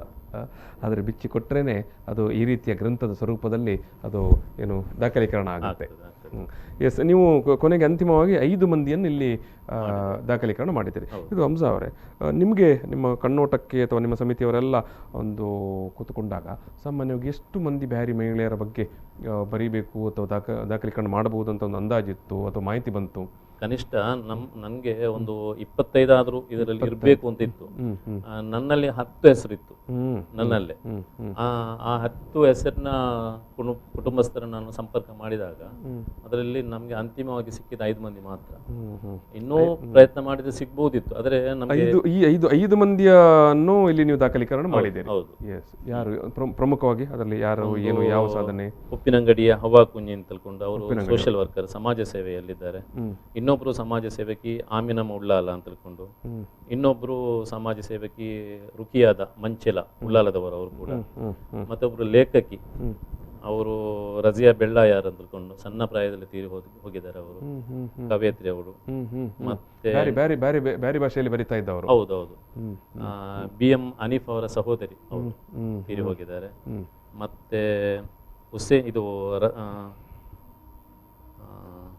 ಪೊಡಿಮ ಇಂಜಿ ಕೂರ್ನಾಟಕ ಅಂತಕೊಂಡು ನಾಟಿ ವೈದ್ಯ ಪುತ್ತೂರು ಕೂರ್ನಾಟಕದವರು. ಈ 5 ಮಂದಿಯ ಕುಟುಂಬಸ್ಥರು ನಮಗೆ ನಮ್ಗೆ ಏನು ಬೇಕಿತ್ತು ಅದನ್ನು ಕಾಲಕ್ಕೆ ನಮಗೆ ಮಾಹಿತಿ ಕೊಟ್ಟು ಸಹಕರಿಸಿದ್ದಾರೆ. ಇನ್ನುಳಿದವರಿಗೆ ಆಸಕ್ತಿ ಇತ್ತು, ಬಟ್ ಇದರ ಮಹತ್ವ ಗೊತ್ತಿಲ್ಲದ ಕಾರಣ ಎಷ್ಟೋ ಮಂದಿಗೆ ಮಹತ್ವ ಗೊತ್ತಿರೋದಿಲ್ಲ. ಇವರು ಯಾಕೆ ಮಾಹಿತಿ ಪಡಿತಾರಪ್ಪೋ ಅನ್ನೋ ಅಂತ ಒಂದು ಕುತೂಹಲ ಕೆಲವರಿಗೆ, ಭಯ ಕೆಲವರಿಗೆ. ಈಗ ಎಸ್, ನೀವು ಹೇಳುವಾಗ ಈಗ ಬ್ಯಾರಿ ಲೇಖಕಿಯನ್ನು ಕೂಡ ಅಲ್ಲಿ ಗುರುತು ಮಾಡಿದ್ದೀರಿ ನೀವು. ಈಗ ಬ್ಯಾರಿ ಭಾಷೆಯಲ್ಲಿ ಇದುವರೆಗೆ ಅಂದಾಜು ಎಷ್ಟು ಪುಸ್ತಕಗಳು ಪ್ರಕಟಗೊಂಡಿದೆ? ಒಟ್ಟು ನನಗೆ ತಿಳಿದ ಮಟ್ಟಿಗೆ ಒಂದು 85-90ವರೆಗೆ ಬಂದಿರಬಹುದು. ಎಲ್ಲ ಪಟ್ಟಿ ನನ್ನಲ್ಲಿ ಇದೆ ಎಷ್ಟುವರೆಗೆ, ಅಂದರೆ ಬ್ಯಾರಿ ಆಂದೋಲನದ ಆರಂಭದಿಂದ ಈವರೆಗೆ ಎಷ್ಟೆಷ್ಟು ಕೃತಿಗಳು ಬಂದಿದೆ ಅಂದ್ಕೊಂಡು ಪಟ್ಟಿ ನನ್ನಲ್ಲಿದೆ. ಮೋಸ್ಟ್ಲಿ 85-90 ಆಗಿರ್ಬೋದು. ಕರ್ನಾಟಕ ಬ್ಯಾರಿ ಸಾಹಿತ್ಯ ಅಕಾಡೆಮಿ ಅಸ್ತಿತ್ವಕ್ಕೆ ಬಂದ ನಂತರ ಇದು 50ನೇ ಕೃತಿಯಾಗಿದೆ. 2009ರಲ್ಲಿ ಕರ್ನಾಟಕ ಬ್ಯಾರಿ ಸಾಹಿತ್ಯ ಅಕಾಡೆಮಿ ಅಸ್ತಿತ್ವಕ್ಕೆ ಬಂತು. ಅಲ್ಲಿಂದ ಇಲ್ಲಿಯವರೆಗೆ 50 ಕೃತಿ ಬ್ಯಾರಿ ಅಕಾಡೆಮಿಯ 50 ಕೃತಿಗಳನ್ನು ಪ್ರಕಟಿಸಿದೆ. ಸೊ ಉಳಿದಂತೆ ಸುಮಾರು 40 ಕೃತಿಗಳು, 45 ಖಾಸಗಿಯವರು ಅವರವರು. ಈಗ ನಾನು ಕೂಡ ಕೆಲವು ನನ್ನ ವೈಯಕ್ತಿಕ ಇದರಿಂದ ನಾನು ಕೂಡ ಪಬ್ಲಿಷ್ ಮಾಡಿದ್ದೇನೆ. ಅದೇ ರೀತಿ 40 ಬೇರೆಯವರು ಮಾಡಿರ್ಬೋದು, ಅಥವಾ 35 ಬೇರೆಯವರು ಮಾಡಿರ್ಬೋದು. ಆದರೆ ಒಂದು ಸಂತೋಷದ ವಿಷಯ ಅಂದ್ರೆ ಇದು ಡಿಸೆಂಬರ್ 18ಕ್ಕೆ ಇದು ಬಿಡುಗಡೆ ಆಯಿತು. ಬಿಡುಗಡೆ ಮೊನ್ನೆ 2020 ಡಿಸೆಂಬರ್ 18ಕ್ಕೆ ಬಿಡುಗಡೆ ಆಯಿತು. ಬಿಡುಗಡೆ ಆದ ಅಂದ್ರೆ ನಾವು ಇದು ಪ್ರಥಮ ಇದರಲ್ಲಿ 400 ಕೃತಿಗಳನ್ನು ಮಾತ್ರ ಇದು ಮಾಡಿದ್ದು, ಪ್ರತಿಗಳನ್ನು ಪ್ರಿಂಟ್ ಮಾಡಿದ್ದು. ಬೇಡಿಕೆ ಬಂದ ಕಾರಣ ಈಗ ದ್ವಿತೀಯ ಮುದ್ರಣಕ್ಕೆ ಕೂಡ ನಾವು ಸಿದ್ಧತೆಯಲ್ಲಿದ್ದೇವೆ. ನನಗೆ ತಿಳಿದ ಬಹುಶಃ ಇನ್ನು 2ನೇ ಮುದ್ರಣ ಅಲ್ಲ ಇದು ಹಂಸ ಅವರೇ. ಈ ಕೃತಿಯ ಮೌಲ್ಯ ಅಥವಾ ಅದರ ಒಂದು ತೂಕ ಖಂಡಿತವಾಗಿ ಇದೊಂದು 4-5 ಮುದ್ರಣ ಕಾಣುತ್ತೆ. ನಮ್ಮ ಆಯ್ಕೆ ಸಮಿತಿಯ ಸದಸ್ಯರಲ್ಲಿ ಒಬ್ಬರಾದ ಜಕರಿಯಾ ಜೋಕಟ್ಟೆ ಅವರು 200 ಪ್ರತಿಗಳನ್ನು ಖರೀದಿ ಮಾಡಿದ್ದಾರೆ. ಸ್ವತಃ ಅವರೇ. ಯಾರು ಜಕರಿಯಾ ಜೋಕಟ್ಟೆ ಒಬ್ಬರೇ 200 ಕೃತಿಗಳನ್ನು ಖರೀದಿಸಿ ಬಹುಶಃ ಎಲ್ಲ ಬ್ಯಾರಿ ಮಹನೀಯರಿಗೆ, ಶಿಕ್ಷಣ ಸಂಸ್ಥೆಗಳಿಗೆ ಕೊಡುವಂತ ಯೋಜನೆ ಅವರಿಗೆ ಖಂಡಿತವಾಗಿಯೂ ನಿಮ್ಮ ಅಕಾಡೆಮಿ ಪರವಾಗಿ ಮತ್ತು ಸಮಸ್ತ ವೀಕ್ಷಕರ ಪರವಾಗಿ ನಾವು ಅಭಿನಂದನೆಯನ್ನು ಸಲ್ಲಿಸುತ್ತೇವೆ. ಇನ್ನೊಬ್ಬರು ME ಮೂಲೂರು ಅಂತ ಉಂಟು, ಅವರು 50 ಪ್ರತಿಗೆ ಆರ್ಡರ್ ಮಾಡಿದ್ದಾರೆ. ಅವರು ಹೌದು, ME ಮೂಲೂರು ಅವರು. ಇನ್ನೂ ಬೇಡಿಕೆ ಬರ್ತಾ ಇದೆ ಅಂದ್ಕೊಂಡು ನನಗೆ ತಿಳಿದ ಮಟ್ಟಿಗೆ ದ್ವಿತೀಯ ಮುದ್ರಣ ಕಾಣುವುದು ಇದೇ ಪುಸ್ತಕ ಆಗಿರ್ಬೋದು. ಅಕಾಡೆಮಿ ಪ್ರಕಟಿಸಿದಂತ ಪುಸ್ತಕಗಳ 50 ಪುಸ್ತಕಗಳ ಪೈಕಿ 2ನೇ ಮುದ್ರಣಕ್ಕೆ ಹೋಗ್ತಾ ಇರೋ ಪುಸ್ತಕ ಇದು. ಅಂದ್ರೆ ಅದು ಒಂದು ಖಂಡಿತವಾಗಿ ನಿಮ್ಮ ಒಂದು ಸಾಧನೆ ಇದು. ಇದು 20 ದಿನದಲ್ಲಿ ನಾವು ಮುದ್ರಿಸಿದ ಎಲ್ಲ ಪ್ರತಿ ಕೂಡ ಖಾಲಿಯಾಗಿದೆ ಅಂತ ಹೇಳ್ಬೋದು ಅಷ್ಟೇ. 20 ದಿನ ಆಗೋದಷ್ಟೇ. ಇನ್ನೂ ಬೇಡಿಕೆ ಬರ್ತಾ ಉಂಟು. 20 ದಿವಸಗಳಲ್ಲೇ ರೀಪ್ರಿಂಟಿಗೆ ಹೋಗುವಂತ ಒಂದು ಅವಕಾಶ ಬಂದಿದೆ. ಅಹಮದ್ ಬಾವ ಅವರೇ, ತುಂಬ ಹಳೆ ಕಾಲದ ವಿಚಾರಗಳನ್ನೆಲ್ಲ ನೀವು ಹೇಳಿದ್ರಿ. ಅದೇನು ಬ್ಯಾರಿ ಭಾಷೆಯ ಕೃತಿಗಳನ್ನು ಬರೋದೆಲ್ಲ ನೀವು ಇವರನ್ನು ದೊಡ್ಡ ಮನೆಯವರನ್ನು ಹೇಳಿದ್ರೆ ನವಾಬ್ ದೊಡ್ಡ ಮನೆಯವರನ್ನೆಲ್ಲ ಬಳಸಿಕೊಂಡು ಪ್ರಚಾರ ಮಾಡಬೇಕು, ವಿತರಣೆ ಮಾಡಬೇಕು ಅಂತೆಲ್ಲ ಮಾಡ್ತಾ ಇದ್ದಾರೆ ಅಂತಲ್ಲ. ಆ ಕಾಲದಲ್ಲಿ ಒಂದು ಬ್ಯಾರಿ ಭಾಷೆಯಲ್ಲಿ ಒಂದು ಪುಸ್ತಕವೋ ಒಂದು ಕೃತಿಯೋ ಒಂದು ಗ್ರಂಥವೋ ಬಂತು ಅಂತ ಹೇಳುವಾಗ ಬ್ಯಾರಿ ಸಮುದಾಯದ ಪ್ರತಿಕ್ರಿಯೆ ಯಾವ ರೀತಿ ಇತ್ತು? ಅವರಿಗೆ ಅದು ಯಾವ ರೀತಿ ನಿಮಗೆಲ್ಲ ತಲುಪಿಸಲಿಕ್ಕೆ ಆಗ್ತಾ ಇತ್ತು, ಅಥವಾ ಯಾವ ರೀತಿಯ ಸವಾಲುಗಳು ನಿಮ್ಮ ಮುಂದೆ ಇತ್ತು? ಈಗ ನನ್ನ ವಿಷಯದಲ್ಲಿ ಹೇಳುವುದಾದರೆ, ನಾನು ಕೆನರಾ ಹೈಸ್ಕೂಲ್ ಡೊಂಗರಕೆರೆಯ ವಿದ್ಯಾರ್ಥಿ. ಅಲ್ಲಿ ನಮ್ಮ ಮನೆಯವರು ಕೂದಲು ಇಡಲಿಕ್ಕೆ ಬಿಡ್ತಿರ್ಲಿಲ್ಲ, ತಲೆ ಬೋಳಿಸಬೇಕು. ಇದು 1956-57. ಆಗ ನನಗೆ ನನ್ನ ಸಹ ವಿದ್ಯಾರ್ಥಿಗಳು ಹೋಗಬೇರಿ ಅಂತ ತಲೆಗೆ ಈಗ ಕುಟ್ತಿದ್ದರು. ಆಗ ನನಗೆ ಅನಿಸಿತು, ಈ ಬ್ಯಾರಿ ಎಂದು ಹೇಳಿದರೆ ಇಷ್ಟು ಒಂದು ಕೆಳಗಿನ ಮಟ್ಟಕ್ಕೆ ಹೋದಂಥ ಒಂದು ಜನಾಂಗವ. ತುಂಬ ಬೇಸರ ಆಯಿತು. ಅದು ಪ್ರೀತಿಯಿಂದ ಹೇಳ್ತಾ ಇದ್ರ? ಅದು ಎರಡೂ ಇರ್ಬೋದು. ಅದೇ ನನ್ನ ಮನಸ್ಸಿನಲ್ಲಿ ಯಾವಾಗಲೂ ಕುದಿಯುತ್ತಾ ಇತ್ತು. ಇದಕ್ಕೆ 2002 3 ರಹೀಂ ಟೀಕಿ ಅವರು ನನ್ನನ್ನು ಒಂದು ದಿವಸ ಕರೆದರು. ಅಹಮದ್ ಬಾಬಾ ಬನ್ನಿ, ನಾನು ಬ್ಯಾರಿ ಅಕಾಡೆಮಿ ನಮಗೆ ಸಿಕ್ಕಬೇಕಂತ ಹೇಳಿ ನಾನೊಂದು ಟೀಮ್ ಮಾಡಿದ್ದೇನೆ ಹೋರಾಟ ಮಾಡಲಿಕ್ಕೆ ನಿಮ್ಮನ್ನು ಸೇರಿಸ್ತೇನೆ. ಅದು ಮಂಗಳೂರು ದರ್ಶನ ಪುಸ್ತಕದಲ್ಲಿ 3ನೇ ಆವೃತ್ತಿಯಲ್ಲಿ 754ನೇ ಪುಟದಲ್ಲಿ ನನ್ನ ಹೆಸರು ದಾಖಲಾಗಿದೆ. ಗ್ರೇಟ್. ಅವರೊಟ್ಟಿಗೆ ನಾವು ಬ್ಯಾರಿ ಅಕಾಡೆಮಿ ಸಿಕ್ಕಬೇಕಂತ ಹೇಳಿ ಎಲ್ಲೆಲ್ಲಿ ಹೋಗಿ ಪ್ರಯತ್ನ ಮಾಡಿದ್ರಿ. ಆದರೂ ನಿಜವಾಗಿಯೂ ಒಂದು ಬ್ಯಾರಿ ಅಕಾಡೆಮಿ ಸಿಕ್ಕಬೇಕೆಂದು ಹೋರಾಟ ಮಾಡಿದಂಥ ಒಂದು ನಿಷ್ಠಾವಂತ ಒಂದು ಬ್ಯಾರಿ ಅಂತ ಹೇಳಿದ್ರೆ ರಹೀಂ ಟೀಕಿ ಅವರು. ಈ ಅಕಾಡೆಮಿ ಸಿಕ್ಕಬೇಕಾದರೆ ಅವರು ಮಾಡಿದಂಥ ಹೋರಾಟ, ಸ್ವತಃ ಅವರೊಟ್ಟಿಗೆ ನಾನು ನನ್ನ ವ್ಯಾಪಾರವನ್ನು ಬಂದ್ ಮಾಡಿ ಅವರೊಟ್ಟಿಗೆ ಹೋಗುದು. ಇದು ಈ ಬ್ಯಾರಿಗಳದ್ದು ಹೇಳಿದರೆ ಬರೇ ಒಂದು ಜನಾಂಗಕ್ಕೆ ಸೀಮಿತ ಆದವರಲ್ಲ, ಇವರು ಎಲ್ಲ ಜನಾಂಗದವರೊಟ್ಟಿಗೂ ಸೇರಿ ಅಣ್ಣ ತಮ್ಮಂದಿರ ಹಾಗೆ ಒಂದು ಸಮಾಜವನ್ನು ಬೆಳೆಸಿ ಇರುವಂಥ ಒಂದು ಸಮಾಜ. ಈ ಭಾಷಿಕರು ಬರೇ ದಕ್ಷಿಣ ಕನ್ನಡ, ಕಾಸರಗೋಡು ಅಲ್ಲಿ ಮಾತ್ರ ಅಲ್ಲ. ಈಗ 23 ಮಂದಿ ಆಯ್ಕೆ ಸಮಿತಿಯಲ್ಲಿ ಹಂಸಾ ಮಲಾರ್ ಹೇಳಿದರು, 7 ತಾಲೂಕಿನ ಜನ, 8 ಡಿಸ್ಟಿಕ್ನ ಜನ 15, 1 ಮಾಯಾನಗರಿ ಮುಂಬಯಿಯ ಜನ 16, 7 ಕೊಲ್ಲಿ ರಾಷ್ಟ್ರದ ಜನ, ಆಗ 23. ಕೊಲ್ಲಿ ರಾಷ್ಟ್ರದ ಜನವನ್ನು ಯಾಕೆ ತೆಗೆದುಕೊಂಡ್ರು? ಕೊಲ್ಲಿ ರಾಷ್ಟ್ರದಲ್ಲಿ ಈ ಬ್ಯಾರಿ ಮಾತಾಡುವಂಥ ಆ ಜನ ಎಷ್ಟಿದ್ದಾರೆ? ಮುಂಬೈ ಮಹಾನಗರ, ಮುಂಬೈಯ ಮಾಯಾನಗರಿಯಲ್ಲಿ ಎಷ್ಟು ಜನ ಇದ್ದಾರೆ? ಗೊತ್ತಾಯ್ತಲ್ಲ. ಇದು ನಮಗೆ ಬ್ಯಾರಿ ಎಂದು ಹೇಳಲಿಕ್ಕೆ ಒಂದು ಕೀಳರಿಮೆ ಇತ್ತು. ಅದು ಸಾಧಾರಣ 20ನೇ ಶತಮಾನದ ನಂತರ ಆ ಕೀಳರಿಮೆ ಎಂಬುದು ಬದಲಾಗಿದೆ. ಬ್ಯಾರಿ ಎಂದು ಹೇಳಿದರೆ, ಈಗ ನನಗೆ ಬ್ಯಾರಿ ಎಂದು ಹೇಳಿದರೆ ನನಗೊಂದು ಹೆಮ್ಮೆ. ಯಾಕಂತ ಹೇಳಿದರೆ ಆ ಕಳೆದಂತ ಈ 3-4 ಅಧ್ಯಕ್ಷರುಗಳು ಅದಕ್ಕೆ ಬೇಕಾಗಿ ರಾತ್ರಿ ಹಗಲು ಬಹುಶಃ ಆ ನಿಟ್ಟಿನಲ್ಲಿ, ಯಾಕಂತ ಹೇಳಿದ್ರೆ ನಿಮ್ಮ ಬ್ಯಾರಿ ಅಕಾಡೆಮಿ ಅಥವಾ ಬ್ಯಾರಿ ಆಂದೋಲನದ ಜೊತೆಗೆ ಇದ್ದಂಥ ಬೇರೆ ಬೇರೆ ಬ್ಯಾರಿ ಸಂಘಟನೆಗಳು ಮಾಡಿದಂಥ ಕೆಲಸಗಳು, ಕಾರ್ಯಗಳು ಅದಕ್ಕೆ ಪೂರಕವಾಗಿರ್ಬೋದು. ಇದು ಹಂಸಾ ಅವರೇ, ಬ್ಯಾರಿ ಅಕಾಡೆಮಿಯನ್ನು ಅಹಮದ್ ಬಾಬಾ ಅವರು ಉಲ್ಲೇಖಿಸಿದರು. ಇತರ ಬ್ಯಾರಿ ಸಂಘಟನೆಗಳು, ಬ್ಯಾರಿ ಪತ್ರಿಕೆಗಳು ಇವೆಲ್ಲ ಈ ಒಂದು ಬ್ಯಾರಿ ಆಂದೋಲನವನ್ನು ಅಥವಾ ಒಂದು ಮೂಮೆಂಟನ್ನು ಮುಂದಕ್ಕೆ ಕೊಂಡೋಗಲಿಕ್ಕೆ ಯಾವ ರೀತಿಯೆಲ್ಲ ಕೆಲಸ ಮಾಡಿತ್ತಂತ ನೀವು ನೆನಪಿಸ್ಕೊಳ್ತೀರಿ? ಅದೇ, ಈಗ 1987ರಲ್ಲಿ ಬೆಂಗಳೂರಿನಲ್ಲಿ ಯಾವುದು ಬ್ಯಾರಿಸ್ ವೆಲ್ಫೇರ್ ಅಸೋಸಿಯೇಷನ್ ಅಸ್ತಿತ್ವಕ್ಕೆ ಬಂತು. 97ರಲ್ಲಿ ಅವರೊಂದು ದೊಡ್ಡದೊಂದು 2 ದಿನದ ಸಮ್ಮೇಳನ. ಆ ಸಮ್ಮೇಳನವೇ ಬ್ಯಾರಿ ಅಕಾಡೆಮಿಗೆ ನಾಂದಿ ಹಾಡಿತು ಅಂತ ಹೇಳ್ಬೋದು. ಅಲ್ಲಿಂದ ಆ ಸಮ್ಮೇಳನದಿಂದ ಪ್ರೇರಿತಗೊಂಡ ಮಂಗಳೂರಿನ ಕೆಲವರು ಬ್ಯಾರಿ ಸಾಹಿತ್ಯ ಮತ್ತು ಸಾಂಸ್ಕೃತಿಕ ಸಂಘವನ್ನು ಕಟ್ಟಿಕೊಂಡ್ರು. ಅದರ ನಂತರ ಕೇಂದ್ರ ಬ್ಯಾರಿ ಸಾಹಿತ್ಯ ಪರಿಷತ್ ಅಸ್ತಿತ್ವಕ್ಕೆ ಬಂತು, ಅಖಿಲ ಭಾರತ ಬ್ಯಾರಿ ಪರಿಷತ್ ಅಸ್ತಿತ್ವಕ್ಕೆ ಬಂತು, ಬ್ಯಾರಿ ಕಲಾರಂಗ ಬಂತು. ಮತ್ತೆ ಇತ್ತೀಚೆಗೆ ಒಂದು 5 ವರ್ಷದ ಹಿಂದೆ ನಮ್ಮ ದೇರ್ಲಕಟ್ಟೆಯನ್ನು ಕೇಂದ್ರೀಕರಿಸಿಕೊಂಡು ಮೇಲ್ತನೆ ಅಂತ ಒಂದು ಸಂಘಟನೆ ಬಂತು. ಹೀಗೆ ಎಲ್ಲ ಸಂಘಟನೆಗಳು ಕೂಡ ಒಂದಲ್ಲ ಒಂದು ರೀತಿಯಲ್ಲಿ ಅಕಾಡೆಮಿ ಜೊತೆ ಇರ್ಬೋದು ಅಥವಾ ವೈಯಕ್ತಿಕವಾಗಿ ಒಟ್ಟು ಒಂದು ಬ್ಯಾರಿ ಸಮುದಾಯ, ಬ್ಯಾರಿ ಕಲ್ಚರ್, ಬ್ಯಾರಿ ಸಾಹಿತ್ಯ, ಬ್ಯಾರಿ ಬದುಕನ್ನು 10 ಜನರಿಗೆ ತೋರಿಸಲಿಕ್ಕೆ ಕೆಲಸ ಮಾಡಿದೆ. ಎಲ್ಲ ರೀತಿಯಲ್ಲಿ ಅವರು ಕೆಲಸ ಮಾಡಿದ್ದಾರೆ.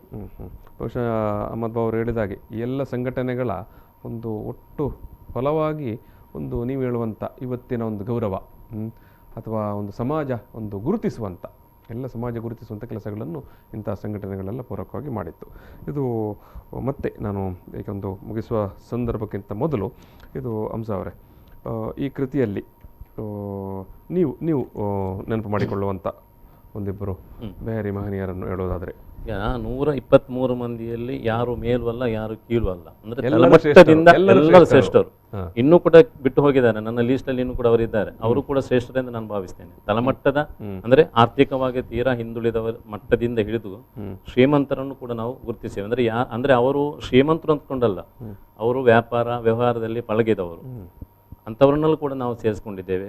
ಉದಾಹರಣೆಗೆ ಹೇಳುವುದಿದ್ದರೆ BA ಮೊಯ್ದೀನ್ ಆಗಿರ್ಬೋದು, BA ಮಿದಿನಬ್ಬ ಆಗಿರ್ಬೋದು, UT ಫರೀದ್, BA ಉಮರಬ್ಬ, ಮತ್ತು ನಮ್ಮ ಕಾಜಿಗಳು ಬೇಕಲ್ ಉಸ್ತಾದ್ ಕಾಜಿಗಳು, ಸಹಾಯಕ ಕಾಜಿ ಆಗಿದ್ದ ಅಬ್ಬಾಸ್ ಉಸ್ತಾದ್, ಮತ್ತು ಇಬ್ಬರು ಜಡ್ಜ್ಗಳಿದ್ದರು. ಅದು ಹೆಚ್ಚಿನವರಿಗೆ ಗೊತ್ತೇ ಇರಲಿಲ್ಲ. ಬ್ಯಾರಿ ಸಮುದಾಯದಿಂದ ಹಳೆ ಕಾಲದಲ್ಲಿ. ಹೌದು, ಉಳ್ಳಾಲ ಹಮ್ಮಬ್ಬ ಅಂತ ತಿಳ್ಕೊಂಡು, ಅಬ್ದುಲ್ ರಹೀಮ್ ಅಹಮದ್ ಮಂಗಳೂರು ಅಂತ ತಿಳ್ಕೊಂಡು, ಮತ್ತೆ ಸ್ವಾತಂತ್ರ್ಯ ಹೋರಾಟಗಾರರು ಡಾಕ್ಟರ್ FH ಒಡೆಯರ್ ಅಂತವರನ್ನು, ಮತ್ತೆ IPS IAS ಅಂತವರನ್ನೆಲ್ಲ ನಾವು ಈ ಪಟ್ಟಿಯಲ್ಲಿ ಇದು ಮಾಡಿದ್ದೇವೆ. ನಾಟಿ ವೈದ್ಯರು ಇದ್ದಾರೆ, ಶಿಕ್ಷಣಕ್ಕೆ ಪ್ರೋತ್ಸಾಹ ಕೊಟ್ಟವರು ಇದ್ದಾರೆ, ಸೋಷಿಯಲ್ ವರ್ಕರ್ ಇದ್ದಾರೆ, ಬ್ರಿಟಿಷರಿಂದ ಖಾನ್ ಬಹದ್ದೂರು ಎಂಬ ಬಿರುದು ಪಡೆದವರಿದ್ದಾರೆ, ಅಂದ್ರೆ ಅವರ ವೈಯಕ್ತಿಕ ವರ್ಚಸ್ಸಿನಿಂದ ಅವರ ಆ ಬಿರುದು ಪಡೆದವರಿದ್ದಾರೆ. ಮತ್ತೆ ಉಳ್ಳಾಲದ ಹಾಜಿ UK ಇಬ್ರಾಹಿಂ, ಮತ್ತೆ ತುಂಬೆ ಅಹಮದ್ ಹಾಜಿ, ಮತ್ತೆ ಸಮಾಜದ ಅಷ್ಟೇ ಅಲ್ಲ, ಸಮುದಾಯದ ಮಾತ್ರ ಅಲ್ಲ, ಸಮಾಜದ ಜನಪ್ರಿಯ ನಾಯಕರಾಗಿದ್ದಂತಹ ಹಾಜಿ ಮೊಹಮ್ಮದ್ ಕಮಾಲ್ ಅವರು, ಮೊಹಮ್ಮದ್ ಹುಸೇನ್ ಅವರು, ಎಲ್ಲರನ್ನೂ ನಮಗೆ ಎಷ್ಟು ಸಾಧ್ಯ ಉಂಟು ಅಷ್ಟರನ್ನೆಲ್ಲ ನಾವು ಈ ಪಟ್ಟಿಯಲ್ಲಿ ಅಥವಾ ನಮ್ಮ ಈ ಕೃತಿಯಲ್ಲಿ ನಾವು ಅವರನ್ನು ಸೇರಿಸಿಕೊಂಡಿದ್ದೇವೆ. ಇದು ಅಹಮದ್ ಬಾವ್ ಅವರೇ, ಕೊನೆಯದಾಗಿ ಹಳೆಯ ವ್ಯಾಪಾರಿಗಳನ್ನು ನೀವು ನೆನಪಿಸುವಂಥ ಈ ಪುಸ್ತಕದಲ್ಲಿರುವಂಥ ಒಬ್ಬರ ಹೆಸರು ಹೇಳಿ ನಾವು ಈಗ ಸಂವಾದವನ್ನು ಮುಗಿಸ್ತಾ ಇದ್ದೇವೆ. ಅಂದರೆ ನೀವು ವ್ಯಾಪಾರಿ ಸಂಘಟನೆಯಲ್ಲಿ, ವರ್ತಕರ ಸಂಘಟನೆಯಲ್ಲಿ, ಕೆನರಾ ಚೇಂಬರ್ನಲ್ಲಿ ಎಲ್ಲ ಇದ್ದ ಕಾರಣದಿಂದ ಒಂದು ಇದರಲ್ಲಿ HK ಭಾವ ದೊಡ್ಡ ಎಕ್ಸ್ಪೋರ್ಟರ್ ಆಗಿದ್ದರು, ಅಬ್ದುಲ್ ಖಾದರ್ ಬಾವ. ಈಗ ಅವರ ಮೊಮ್ಮಕ್ಕಳೆಲ್ಲ ವ್ಯಾಪಾರ ಮಾಡ್ತಾ ಇದ್ದಾರೆ. ವ್ಯಾಪಾರದಲ್ಲಿ ಬಹಳ ಒಂದು ಶ್ರೇಷ್ಠ ಜನ ವ್ಯಾಪಾರದಲ್ಲಿ. ಓಕೆ, ಇದು ಹಂಸ ಅವರೇ ಮತ್ತು ಅಹಮದ್ ಬಾವ್ ಅವರೇ, ನಮ್ಮ 1 ಗಂಟೆಯಲ್ಲಿ ನಿಮ್ಮ ಈ ಪುಸ್ತಕದ ವಿವರಣೆಯನ್ನು ಕೊಡಲಿಕ್ಕೆ ಸಾಧ್ಯ ಇಲ್ಲ. ಆದರೆ ಒಂದು ಮೇಲ್ನೋಟದ ಒಂದು ಪರಿಚಯವನ್ನು ನಾವು ಮಾಡಿದ್ದೇವೆ. ಯಾಕಂತ ಹೇಳಿದ್ರೆ ನೀವು ಮಾಡಿದಂಥ ಇಷ್ಟೊಂದು ಶ್ರೇಷ್ಠ ಕಾರ್ಯವನ್ನು 100 ಜನರ, 1000 ಜನರ, 1,00,000 ಜನರ ಮುಂದೆ ಇಡಬೇಕನ್ನುವಂಥ ಒಂದು ಕಾಳಜಿಯಿಂದ ನಾವು ಈ ಒಂದು ಮಾತುಕತೆಯನ್ನು ಆಯೋಜಿಸ್ತೇವೆ. ನೀವು ಇಷ್ಟು ಹೊತ್ತು ನಮ್ಮ ಜೊತೆಗೆ ಇದ್ದು ಈ ಒಂದು ಸಂವಾದದಲ್ಲಿ ಭಾಗವಹಿಸೋದಕ್ಕಾಗಿ ನಾನು ಹಂಸ ಮಲಾರ್ ಅವರಿಗೆ ಪ್ರೀತಿಯಿಂದ ಧನ್ಯವಾದವನ್ನು ಸಮರ್ಪಣೆ ಮಾಡ್ತಾ ಇದ್ದೇನೆ. ಅದೇ ರೀತಿ ಹಿರಿಯರಾದ ಅಹಮದ್ ಬಾವ್ ಅವರೇ, ನಿಮಗೆ ಕೂಡ ಪ್ರೀತಿಯ ಧನ್ಯವಾದಗಳು. ವೀಕ್ಷಕರೇ, ಈಗಾಗಲೇ ಇಬ್ಬರು ಕೂಡ ಮಾತನಾಡುವ ಸಂದರ್ಭದಲ್ಲಿ ಹೇಳಿದ್ದಾರೆ, ಇದೊಂದು ಏನು ಅತ್ಯಂತ ಮೌಲಿಕವಾದ, ಚಾರಿತ್ರಿಕವಾದಂಥ ಒಂದು ದಾಖಲೀಕರಣ. ಮರಕೊಕ್ ಆವತ್ತೆ ಮೌರುಮ್ ಬ್ಯಾರಿಂಗ, ಅಂದರೆ ಮರೆಯಲಾಗದ ಬ್ಯಾರಿ ಮಹನೀಯರು. ನೀವು ಕೂಡ ಈ ಕೃತಿಯನ್ನೊಮ್ಮೆ ತೆಗೆದು ನೋಡಿ, ಅಥವಾ ಈ ಕೃತಿಯನ್ನು ನಿಮ್ಮ ಮನೆಯಲ್ಲಿ ಒಂದು ನಿಮ್ಮ ಪುಸ್ತಕದ ಜೊತೆಗೆ ಇದ್ದರೆ ಇದೊಂದು ಒಳ್ಳೆಯ ಒಂದು ಚಾರಿತ್ರಿಕ ದಾಖಲೆ ಆಗಿರುತ್ತದೆ. ನಿಮಗೆ ಕೂಡ ಒಂದು ಹೇಳಿಕೊಳ್ಳ ಆಗುತ್ತೆ, ಇಡೀ ಬ್ಯಾರಿ ಸಮುದಾಯದ ದಾಖಲೀಕರಣದ ಗ್ರಂಥ ನನ್ನ ಮನೆಯಲ್ಲಿ ಕೂಡ ಉಂಟು, ನನ್ನ ಪುಸ್ತಕದ ಕಪಾಟಿನಲ್ಲಿ ಕೂಡ ಉಂಟು ಅಂತ. ಸೊ ಪುಸ್ತಕಗಳೇ ಇಲ್ಲದಿದ್ದರೂ ಪರವಾಗಿಲ್ಲ, ಈ ಒಂದು ಗ್ರಂಥ ನಿಮ್ಮ ಮನೆಯಲ್ಲಿದ್ದರೆ ಬಹುಶಃ ಇವರು ಮಾಡಿದಂಥ ಒಂದು ಕೆಲಸ ಜೊತೆಗೆ ಈ ಪುಸ್ತಕದ ಒಳಗೆ ಇರುವಂಥ ಮಹನೀಯರ ಒಂದು ಸಾಧನೆ, ಅವರು ಅವತ್ತಿನ ಕಾಲದಲ್ಲಿ ಅಲ್ವಾ ಅಹಮದ್ ಬಾವ್ ಅವರೇ, ಏನೂ ಇಲ್ಲದಂಥ, ಸೌಕರ್ಯಗಳಿಲ್ಲದಂಥ ಕಾಲದಲ್ಲಿ ಇವತ್ತಿನ ಹಾಗೆ ಯಾವುದೇ ಸಂವಹನ ಅಥವಾ ಸೌಲಭ್ಯಗಳಿಲ್ಲದ ಕಾಲದಲ್ಲಿ ಅವರು ಮಾಡಿದಂಥ ಸಾಧನೆಗಳನ್ನೆಲ್ಲ ನೀವು ಈ ಪುಸ್ತಕದಲ್ಲಿ ಕಟ್ಟಿಕೊಟ್ಟಿದ್ದೀರಿ.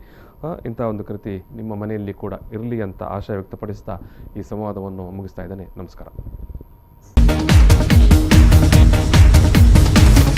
ಪ್ರಚಲಿತ ಈ ಕಾರ್ಯಕ್ರಮದ ಪ್ರಾಯೋಜಕರು ರೋಹನ್ ಕಾರ್ಪೊರೇಷನ್, ಸಹ ಪ್ರಾಯೋಜಕರು Father Mullers Charitable Trust, SDM College Ujire, VK Furniture and electronics.